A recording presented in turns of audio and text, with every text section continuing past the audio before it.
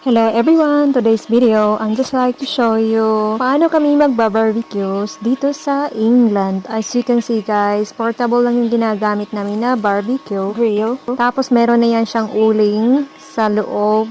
Tapos ganyan lang, ilalagay na yung meat sa taas pag okay na siya. Ayan, pinabaliktad ko pala ng aking asawa yung niluluto namin na barbecue. Sabi ko para may mai-content man lang ako.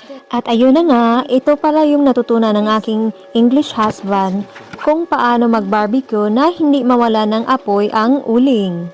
Which is, ayan, gumamit lang kami ng pamaypay. Yan, nalaman din yan sa akin guys kasi wala silang ganyan na technique dito sa England. Ano lang, luto lang sila ng luto. Wala naman silang pamaypay, hindi nila pinapaypayan. Ayan, yan ang isa ka sa tinuro ko sa kanya.